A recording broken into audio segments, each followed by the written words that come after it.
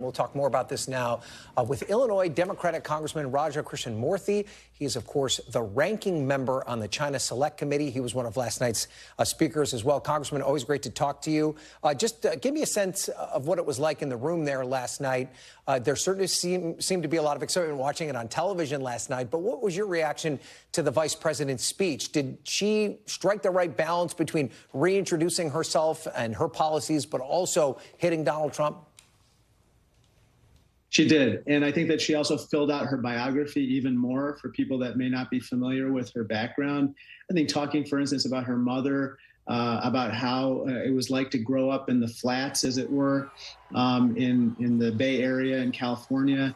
And also talking about the contrast between her and Donald Trump. And I think one of the best lines of the night, in my opinion, was when she talked about, how reproductive freedoms were at risk and how, Donald Trump and his allies want to do X, Y, and Z take extreme positions to further curtail abortion rights. And she said, simply put, they're out of their minds. And that's how a lot of people feel about the extreme positions that Donald Trump and the Republican Party have staked out on this issue.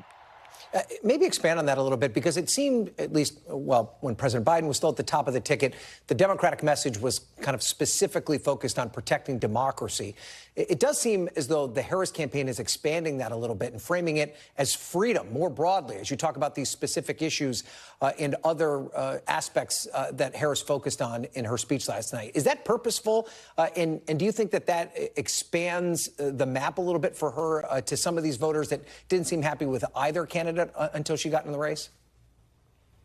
I think that it reframes the issue in a way that is very accessible to more people across the political spectrum, which is they don't want the government, involved in these deeply personal decisions of theirs, whether it's reproductive freedom or other intimate decisions.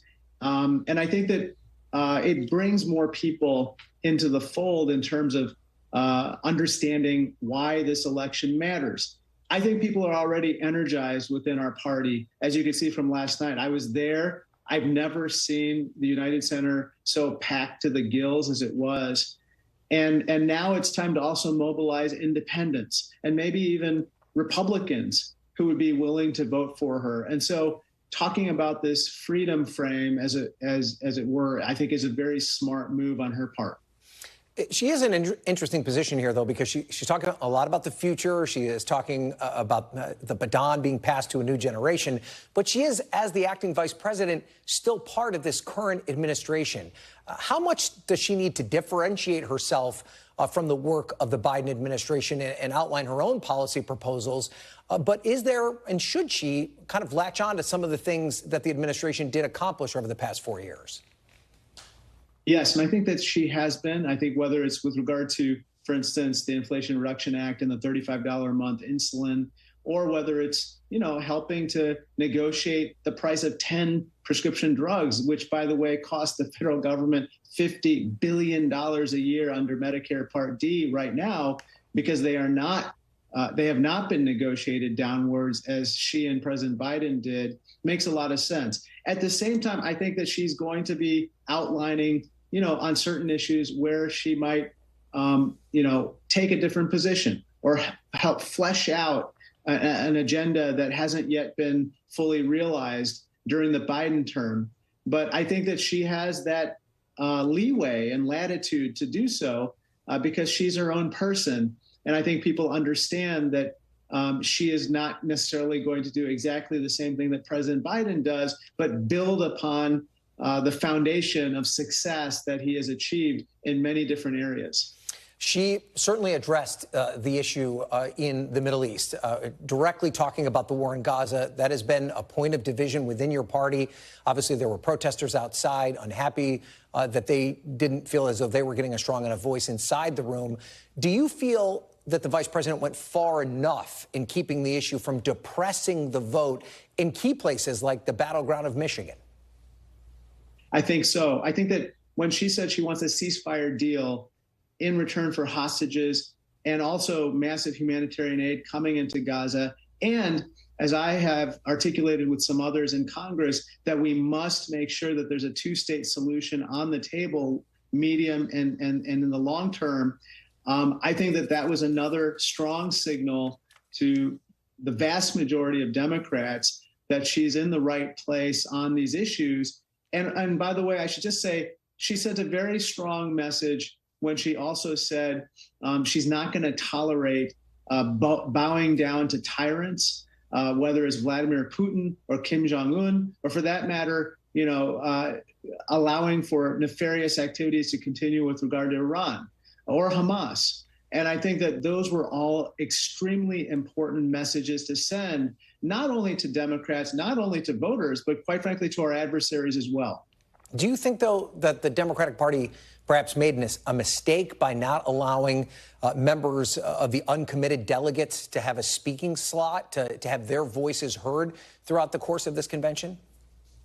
No, there are 30 uncommitted delegates out of like 4,200, I think. I mean, I think it's like some very, very small percentage. And I think that it made all the sense in the world to do the program as they did.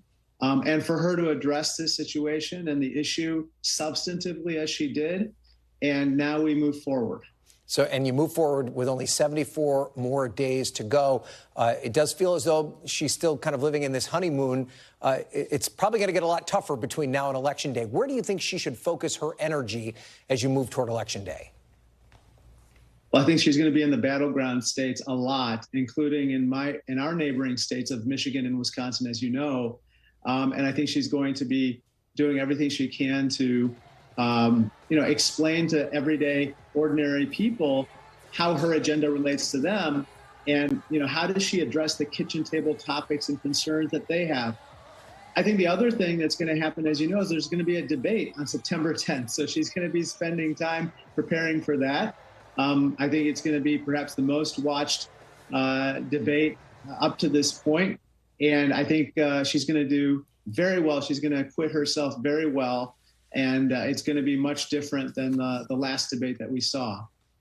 All right, Congressman Roger Krishnamoorthi, I can tell you on behalf of the Capitol Hill Press Corps, we're at the stage of August recess where we're actually starting to miss you guys. So I hope you come back in the near future so we can chase you around the Capitol. But I appreciate you being with me today.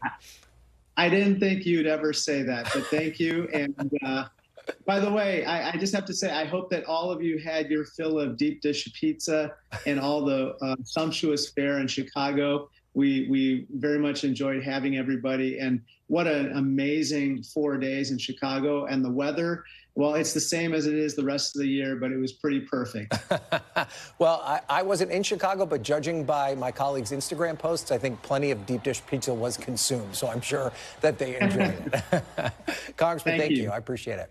Thanks for watching. Stay updated about breaking news and top stories on the NBC News app or follow us on social media.